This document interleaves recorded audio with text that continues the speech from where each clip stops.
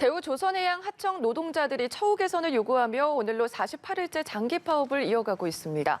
파업 장기화에 정부는 법적 대응을 시사했고요. 오늘 아침 윤석열 대통령은 공권력 투입 가능성을 내비치기도 했는데요. 자세한 상황 김광삼 변호사 그리고 김수민 시사평론가와 짚어보겠습니다. 두 분 어서 오십시오. 네, 안녕하세요. 네, 대우조선해양 하청 노조의 파업이 장기화되면서 결국 대우조선해양은 부분 휴업을 했습니다. 지금 수위 높은 투쟁을 이어가고 있는데 파업이 길어지는 이유부터 짚어주시죠. 일단 노사 간에 이제 협상이 안 되는 게 중요한 이유겠죠. 그런데 노조에서 요구하는 것은 일반적으로 협력업체 하청노조거든요. 그래서 집단 교섭을 할 때 협력업체로 하지 말고 협력업체가 전체적으로 집단으로 교섭을 할 수 있게 해달라는 요구예요. 그런데 협력업체마다 다 사정이 다르거든요. 그렇기 때문에 사주 입장에서는 이걸 협력업체별로 할 수 없다. 그래서 집단 교섭은 불가능하다. 이제 이런 걸 내세우고 있고 또 그 과정에서 보면 이제 임금을 좀 많이 달라는 거죠. 한 30% 정도. 그리고 상여금 인상까지 요구를 하고 있어요. 그래서 사실 이제 대우조선이 굉장히 지금 어려운 상황이거든요. 굉장히 적자가 심화되고 있고 더군다나 국민의 혈세가 한 7조 정도 투입된 그런 상황이었고 지금 코로나랄지 그다음에 원자재 가격 인상으로 해서 회사도 굉장히 어렵잖아요. 그래서 이런 노조의 요구를 사측에서 받아들이지 않고 있기 때문에 벌써 거의 한 50일가량 계속적으로 파업을 하고 있는 거죠. 네, 지금 더 큰 문제가 파업이 이어지면서 노사 갈등뿐만 아니라 지금 본사 직원 그리고 하청 직원 사이에 노노 갈등까지 번지고 있는 거잖아요. 네, 노노 갈등은 크게 두 가지 축에서 이루어지고 있다고 볼 수 있을 것 같은데요. 첫 번째는 현장직 반장 책임자 연합회 쪽입니다.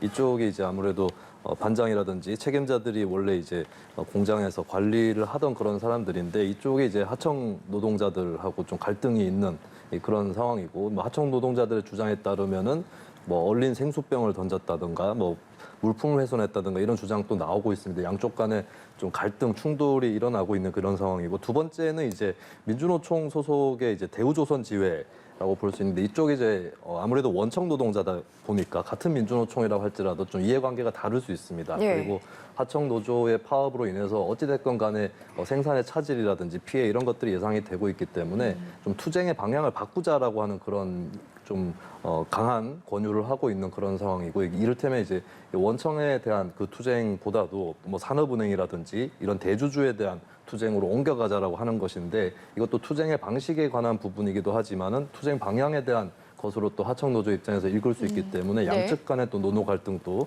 좀 심상치 않은 그런 상황입니다. 네, 긴 시간이 이어지는 파업으로 인해서 대우조선해양 측은 손실이 막대하다 이렇게 주장을 하고 있습니다. 누계 손실액만 봐도 6,600억 원에 달하는데 이로 인해서 지금 대우조선해양의 일부 직원들은 휴업을 하고 있고 또 대우조선이 입은 피해가 고스란히 하청업계에 전달되는 상황이잖아요. 변호사님이 보기에는 지금 사태 어떻게 보십니까? 일단 굉장히 어떻게 보면 지금 대우조선해양이 적자가 심하잖아요. 더군다나 국민의 혈세가 7조 정도 투입됐어요. 그러면 이런 사태가 계속되면 결국 혈세를 더 부어야 할 그런 상황이 올 수 있는 거죠.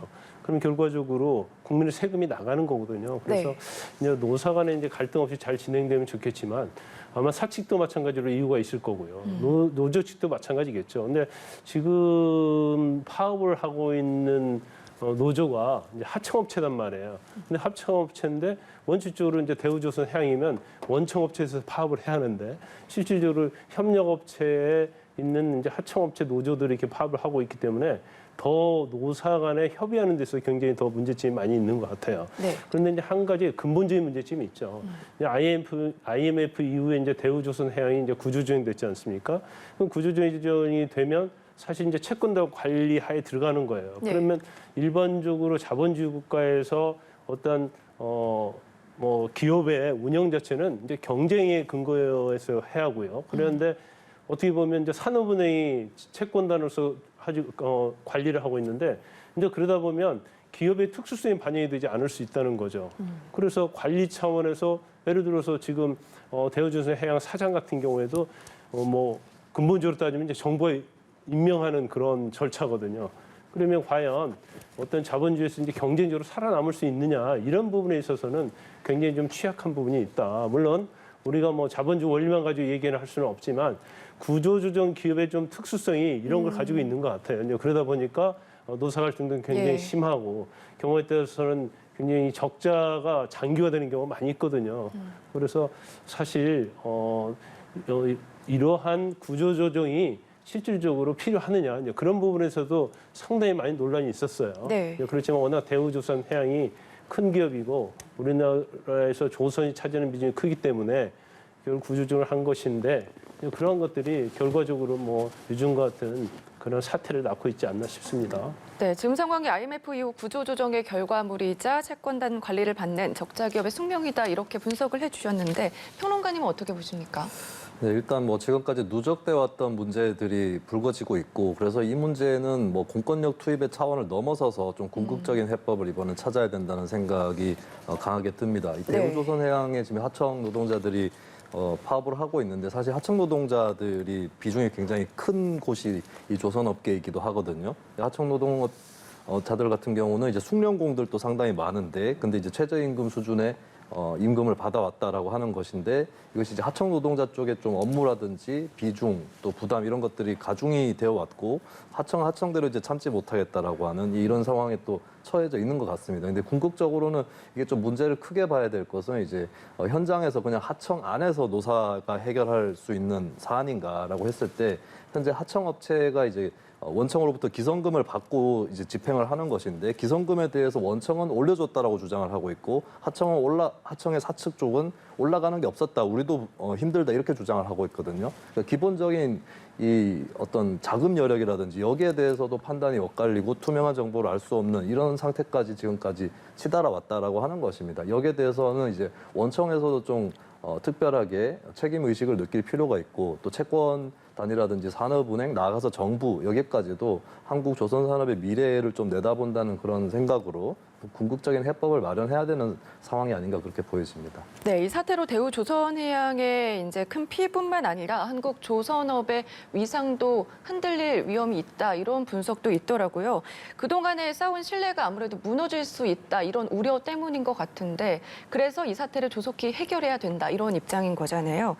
이 사태가 그렇다면 조선업 전반에 어떤 영향을 끼칠까요? 네, 전 두 가지로 나눠서 볼 수 있을 것 같은데 첫 번째는 파업으로 인한 손실 부분이 아무래도 크게 걸릴 수밖에 없겠습니다. 현재 생산이 중단이 되고 일단은 부분 휴업에 들어간 그런 상황인데 이 파업이 장기화되고 생산이 돌아가지 않을수록 뭐 원청, 하청, 공이 피해가 번져나가고 이제 노동자 전반에게도 피해가 번져나갈 수 있다라고 하는 것이 첫 번째 차원이 있겠고요. 두 번째는 이제 아까 말씀드렸던 숙련 노동자이면서 하청 노동자인 분들의 저임금 상태가 지속이 되는 경우입니다. 네. 이것이 이제 지속이 될 경우는 아무래도 이것이 기피 일자리가 되기 마련이겠죠. 그러다 보면 사실 현재 조선업계 같은 경우는 좀 불황을 지나와서 호황으로 어느 정도 접어들고 있고 수주를 해도 사람이 부족하다라고 하는 얘기가 나오는데 저임금 상태가 지속이 되면은 그 산업적인 피해라든지 그 육성이 안 되는 부분들 이런 것까지 이어지게 됩니다. 네. 또 대우조선해양 같은 경우는 잠수함이라든지 국가 안보에도 직결이 되는 그런 시설들을 또 만들어내고 있는데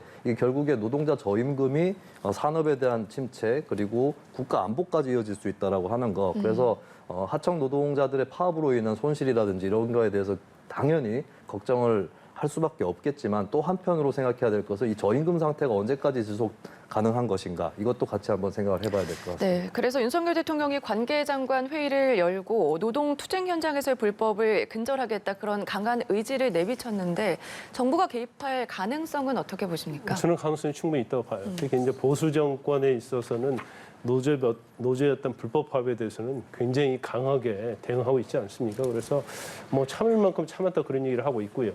더군다나 윤석열 대통령도 국민과 정부가 기다릴 만큼 기다렸다 이런 얘기를 하고 있어요. 그러면 공권력 투입은 시간만 남겨두고 있지 않는 그런 생각이 드는데 네.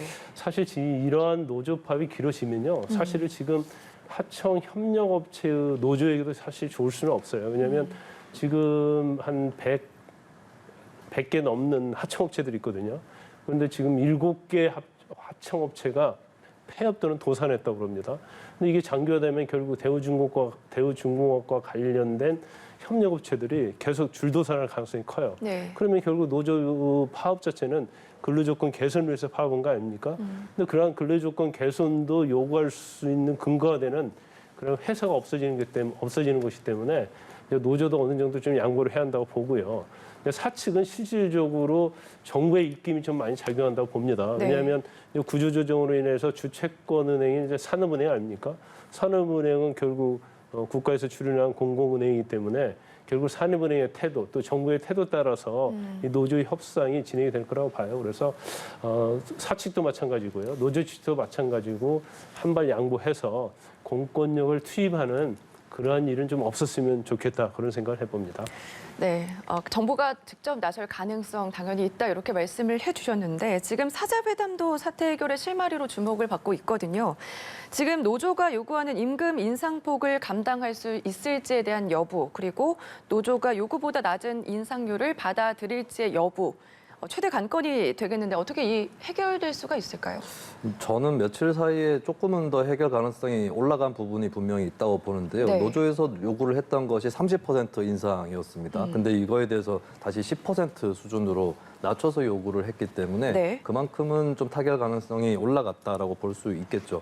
다만 아직까지 걸림돌로 작용하는 것은 하청 협력업체마다 사정이 조금씩 다릅니다. 그래서 일괄적으로 10% 인상이 가능할 것이냐. 물론 뭐 4 내지 7% 정도를 이미 인상을 하기로 한 업체도 있지만 그렇지 못한 업체도 있는 것이고 하청업체마다 이제 이해관계가 다르고 그들의 의견을 모으는 것, 그러니까 하청업체 사측의 의견을 모으는 것도 그렇게 쉽지만은 않은 일이라는 거. 이것이 좀 마지막 걸림돌이라고 볼 수 있겠고요. 결국에 이 문제는 이제 하청으로 범위를 좁혀서 그쪽의 노사관계에 자율적으로 맡긴다고 풀리는 일은 아니기 때문에 결국에 원청 그리고 정부까지 좀 책임 있게 더 나서는 자세가 필요하지 않을까 싶고 만약에 이제 노조의 요구 조건보다 이미 요구 조건은 낮아지긴 했는데 더 낮은 상황에서 타결을 하려면 앞으로에 대한 어떤 사회적인 협약이라든지 네. 약속 이런 것들이 굉장히 중요해질 것이다. 결국에는 협상의 힘과 그리고 정치의 힘 이쪽에 이 문제의 해결의 키가 달려 있다고 봅니다.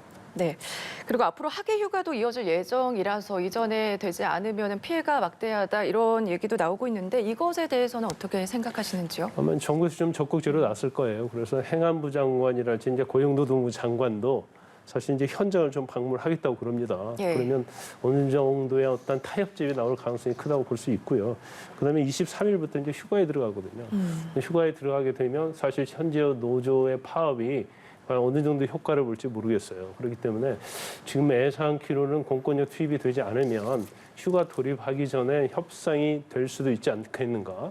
노조 타결이 될 가능성에 뭐 기대를 걸고 있습니다만은 아마 정부에서 강력하게 공권력 투입하겠다고 하면 노조도 생각하는 거 많이 있을 거예요. 이제 네. 그러다 보면 어느 정도 협상선을 좀 이끌 가능성이 크다 이렇게 보고 제가 볼 때는 좀 정부에서 적극적으로 공권력 투입보다는 협상에 무게를 둔 그런 노력을 좀 많이 해야 한다 이렇게 봅니다. 네, 평론가님이 그렇다면 보시기에는 어떤 방향으로 전개가 되어야지 이 사태가 더 이상의 피해가 발생하지 않고 잘 해결될 수 있을 거라 생각하세요? 일단 저는 공권력 투입을 해서 이 파업을 종식시킬 수는 있겠지만 여기에서 나타난 궁극적인 문제의 원인들을 제거할 수는 없을 거라고 보거든요. 아까도 말씀을 드렸지만은 20년을 일하고 숙련 노동자인 사람도 하청업체라는 이유로 저임금, 최저임금을 살짝 넘기는 그 임금을 받고 있는 이 문제 자체에 대한 좀 해법이 필요하다고 보여집니다. 그래서 글쎄요, 이 사태를 조속하게 해결하기 위해서는 빨리 어떤 합의안을 도출하는 게 바람직하겠으나 아마 그것만으로는 부족할 것입니다. 그래서 여기에 대한 좀 장기적인 해법이 분명히 필요하고 네. 그리고 원청 노동자들이라든지 원청 사측이 어떤 또 부담을 할 것인지 이 부분에 대해서도 좀 충실한 대화가 있어야 됩니다. 이 부분에 대해서는 민주노총의 역할이 좀 크다고 보여지는데 민주노총이 이제 노동자 사이에 있는 어떤 이해관계 충돌 이런 부분도 적극적으로 중재를 해서 가능하면 연대를 하는 쪽으로 그렇게 방향을 끌고 가야 되는 거거든요. 예. 그런 커다란 숙제들이 남아 있고 분명한 것은 이제 양측이 다 만족하는 협상 결과는 나오지 않을 겁니다. 그렇기 때문에 더더욱이나 앞으로 어떻게 한다라고 하는 그 약속을 분명하게 좀 세워두는 이 작업만큼은 분명히 진행이 돼야 할 것이다라고 봅니다. 네, 더 이상의 피해가 없고 또 산업 경쟁력을 위해서라도 장기적인 해법이 필요하다 이렇게 말씀을 해주셨습니다. 다음 내용으로 넘어가 보겠습니다. 현직 프로파일러로 방송에 출연을 했던 경찰관이 성범죄 의혹에 휩싸였거든요. 어떤 사건인가요? 네, 프로파일러인 모 경위가 이제 본인의 어떤 뭐 방송 출연이라든지 이런 것들을 거치면서 권위가 어느 정도 확보가 되었었겠죠. 근데 이걸 바탕으로 해서 이제 민간 학회를 만들었습니다. 체면과 관련된 학회를 만들어서 자격증도 민간에서 발급을 하고 이런 학회인데 그 학회에 이제 회원들이 차례차례 가입을 하는데 그중에 여성 회원들이 지금 성폭력에 시달렸다라고 폭로를 하고 있는 그런 상황이거든요. 부적절한 신체 접촉 등이 있었고 뭐 예를 들면 차량이나 사무실 이런 데서 불러내서 부적절한 신체 접촉을 하거나 또 모텔로 불러서 술을 마시자고 한 다음에 뭐 성폭행을 당할 뻔했다라고 하는 그런 이제 폭로까지도 나오고 있는 그런 상황이고 이 밖에도 뭐 언어적인 폭력 예를 들어서 뭐 오빠라고 부르라라고 한다든지 그리고 더 나아가서는 이제 뭐 가슴 수술을 했다는 회원을 상대로 해서 뭐 사진을 찍어 보내라 이런 요구를 했다라는 그런 좀 충격적인 내용들이 또 언급이 되고 있습니다. 네, 언급을 해주셨는데 이 경찰관이 민간 학술단체를 운영하고 또 임상 최면사 자격증을 발급을 하기도 했는데 이것도 문제가 되는 거 아닙니까? 일단 우리나라 국가공무원법에 의하면요, 네. 공무원은 겸직을 할 수가 없어요. 그러니까 이익을 얻을 수 있는 그런 겸직을 할 수 없는데 이 경찰관이 우리가 이제 민간 학술단체를 만들려고 하면 일반적으로 이제 인가를 받아야 돼요. 예. 그런데 그런 인가도 없이 무인가 민간 학술단체를 운영했는데 이 학술단체가 아마 최면에 관한 그런 학술단체인 걸로 보입니다. 그래서 여기 사람을 모집해서 교육비를 받고요. 그다음에 어떤 교육 과정을 이수하면 최면 자격증을 준 거예요. 그러다 보니까 그런 거에 관심이 많은 사람들이 결국 모이게 되고 그와 관련해서 경제적 이익을 좀 얻은 게 아닌가 싶습니다. 그래서 일단 국가공무원법을 위반했고요. 그래서 경찰에서는 일단 직위 해제는 했어요. 그렇지만 이제 그 과정을 이제 수사를 좀 더 해봐야 할 것 같습니다. 그런데 이 과정에서 지금 문제가 되는 것 중에 하나가 네. 이 경찰관이 최면에 있어서는 상당히 권유자로 좀 알려져 있어요. 뭐 그 사실인지 어쩐지 모르겠지만 그럼 최면이라는 교육의 특성은 뭐냐면 누구를 마음을 잘못 먹으면 세뇌시킬 수 있죠. 경우 때는 그루밍 할 수 있고요. 또 어떤 상황이나 심리를 조작해가지고 자기가 원하는 방향으로 지배할 수 있는 이제 가스라이팅 할 수가 있거든요. 예. 그래서 굉장히 위험성이 큰 거예요. 그리고 본인이 프로파일러잖아요. 그러니까 범죄에 대한 프로파일러이기 때문에 금에 있어서는 굉장히 많은 노하우를 가지고 있단 말이에요. 그래서 그 과정에서 교육생, 특히 여성을 상대로 이제 성범죄를 했느냐에 관한 의혹이 지금 불거지고 있는 거죠. 네, 그런데 지금 성비위와 관련해서는 수사에 들어가지 않은 상황인 건가요? 근데 원래 이제 성범죄는요, 예. 원래는 친구죄였어요. 그러니까 고소가 있어야만이 수사를 할 수 있었는데, 그게 2013년도 6월에 그게 폐지가 됐거든요.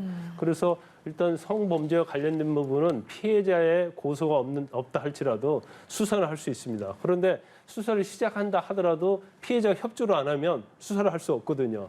그래서 아마 경찰 단계에서는 이 피해자들이 고소를 하도록 그렇게 설득을 하고 있다고 그래요. 근데 피해자들이 경찰은 믿을 수 없다. 그러면서 또 지금 고소를 안 하고 있기 때문에 피해자가 소환해서 피해자를 조사를 해야만이 범죄의 의혹, 성범죄에 대해서 밝힐 수 있는데 그런 부분에서 경찰이 좀 애를 먹고 있지 않는가 그런 생각이 들어요. 그런데 피해자들이 사실은 그 방송 프로그램에 나와서 자기들이 가스라이팅을 당했다, 뭐 그루밍 당했다 그런 식으로 얘기를 하고 있고 또 성범죄와 관련돼서도 구체적으로 얘기를 하고 있거든요. 네. 그렇기 때문에 사실 뭐 방송에서 한 내용만 가지고는 증거를 쓸 수 없다 하더라도 일단 수사는 시작을 하고 또 피해자들을 설득해서 아무리 같은 경찰이다 할지라도 굉장히 공정하고 절차에 맞는 수사를 한다 이런 확신을 심어줘야지 피해자들이 아마도 경찰에 협조할 가능성이 크다 이렇게 봅니다. 네, 변호사님도 말씀해 주셨지만 최근에 보면 이 가스라이팅이나 그루밍 성범죄에 대한 소식들을 자주 접하게 되는 것 같은데 특히 이 상하 관계에서 발생하는 것 같거든요. 이유가 있을까요? 네, 아무래도 가스라이팅, 그루밍 이렇게 좀 뭐 세뇌를 하고 체면을 걸다시피 하는 이런 행위들은 아무래도 권위를 가진 사람이 거기에 어느 정도 따라야 될 필요성 있는 사람들을 상대로 했을 때, 즉 상하관계에서 많이 발생을 할 수밖에 없겠습니다. 이 상하관계를 맺어가면서 그 관계로 들어가는 사람들의 공통적인 특징은 이익이 있기 때문에 들어가는 것이겠죠. 근데 들어갔는데 처음에 피해를 당했다 싶을 때 스스로도 좀 그 피해에 대해서 부정하는 현상이 일어날 수 있습니다. 이거는 네. 누구나 마찬가지라고 봐요. 그러니까 인간의 어떤 뭐 성격이라든지 이런 걸 떠나서 일단은 내가 좀 피해를 당했는데 이 정도는 좀 참아야 되겠지라는 생각을 할 수 있습니다. 그것이 입구가 되면서 피해가 조금씩 쌓이는데 내가 문제인 건가라는 생각이 들 수도 있고요. 심지어는 집단적으로 가스라이팅을 할 경우는 더더욱이나 그런 상황으로 빨려 들어갈 수 있다라고 하는 점, 예, 그런 점들이 있겠습니다. 그리고 이 학회라는 조직의 이 특성상 이게 뭐 그렇게 공적인 조직도 아니었던 것 같고 그렇다면은 이 모 경위에 대해서 내부에서든 외부에서든 견제를 한다거나 감시를 하는 이런 시선들은 굉장히 약했을 거란 말이죠. 지난달 윤석열 대통령이 반도체 산업 육성을 강조하면서 대책 마련을 지시한 데 따른 것으로 보이는데요. 이와 관련해서 변호사님은 어떻게 보셨습니까? 일단 뭐 늦은 감이 있지만 굉장히 올바른 정책이라고 봐요. 특히 이제 전 정부에서 시작이 돼야 하는데 지난해부터 굉장히 반도체 전쟁이 시작됐지 않습니까? 그래서 예. 자동차 반도체가 모자라서 자동차도 만들지 못하고요. 반도체 관련된 수급 부족이 굉장히 있었어요. 근데 그럼에도 불구하고 현재 우리나라 어떤 반도체에 대한 교육 이런 것들이 굉장히 부족했습니다. 특히 물론 학과도 굉장히 인원도 없었지만 네. 이를 가르칠 수 있는 교수 또는 이제 학교의 장비 같은 게 워낙 부족해서 반도체에 대한 실질적인 어떤 교육이 이루어지지 않았어요. 그래서 향후에 있어서는 뭐 AI랄지 인공지능이죠. 그다음에 뭐 자율주행차랄지 여러 가지 분야에 있어서 반도체가 아주 엄청나게 필요한데 이런 것들을 보충할 수 있고 또 우리나라 반도체 강국이지 않습니까? 예. 그래서 정부에서 이런 부분을 좀 깨달은 것 같고요. 또 미국과 협력을 하고 또 뭐 삼성전자랄지 SK 하이닉스 이런 최고의 반도체 회사가 있기 때문에 아마 저러한 정책 자체가 향후에 있어서 한국을 반도체 강국을 만드는 데 있어서 굉장히 도움이 될 것이다 이렇게 봅니다. 네, 알겠습니다. 오늘 여기까지 들어보겠습니다. 지금까지 김광삼 변호사 그리고 김수민 시사평론가와 함께했습니다. 두 분 고맙습니다.